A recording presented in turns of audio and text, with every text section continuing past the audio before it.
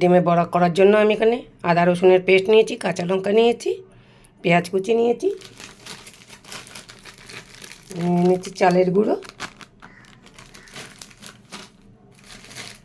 আমি মাছের ডিমটাকে ফেটিয়ে নিয়েছি, নিয়েছি বেসন। আমি এটা থেকে ভালো করে মেখে নিচ্ছি। দিয়ে দিলাম হাফ চামচ নুন। নুনটা দিয়ে আমি এবার ভালো করে মেখে নেব।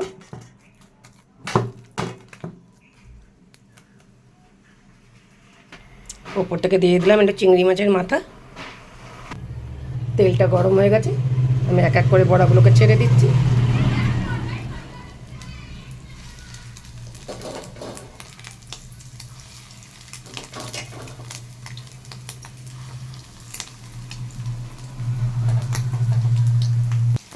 বড়াগুলো ভাজতে ভাজতে ওপর থেকে একটু দিয়ে দিচ্ছি কালো জিরে, সুন্দর একটা গন্ধ বেরোবে।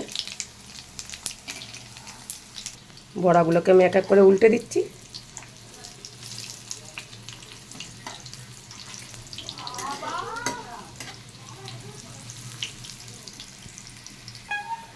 বড়াগুলো আমার সব ভাজা হয়ে গেছে, আমি তুলে নিচ্ছি এক এক করে।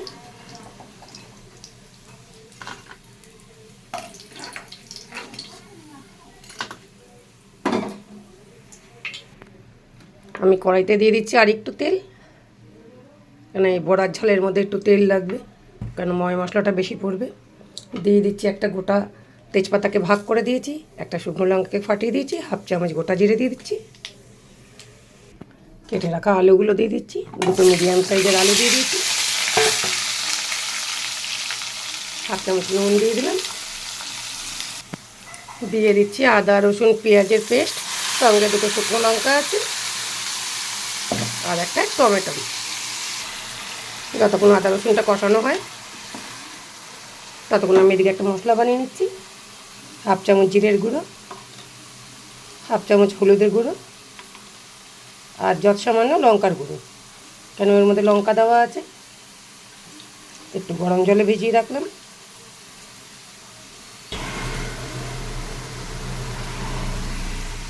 এইবার আমি এই বানানো মশলাটাকে দিয়ে দিচ্ছি।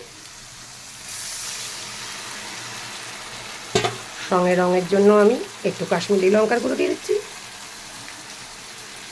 নুন ঝাল মিষ্টিটা ব্যালেন্স করার জন্য আমি 2 চিমটি চিনি দিয়ে দিলাম। এবার শুধু এটাকে কষানোর ব্যাপার।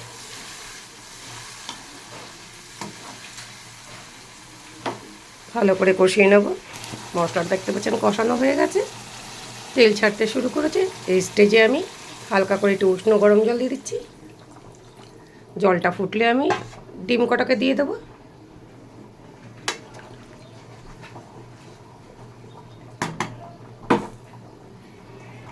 ঝোলটা আমার ভালো করেই ফুটে গেছে, আমি বড়াগুলোকে দিয়ে দিচ্ছি।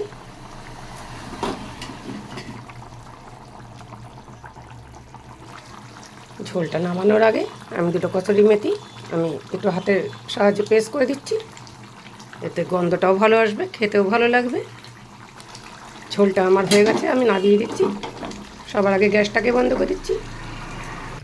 এই হয়েছে আজকের রান্না, কলমি শাক ভাজা, বড়া ভাজা আর বড়া আলুর তরকারি। যদি ভালো লাগে তাহলে একটা লাইক কমেন্ট শেয়ার করে দেবেন। আমার ইউটিউব চ্যানেলটাকে সাবস্ক্রাইব করে নেবেন, ফলোয়ার্স করে নেবেন। ধন্যবাদ।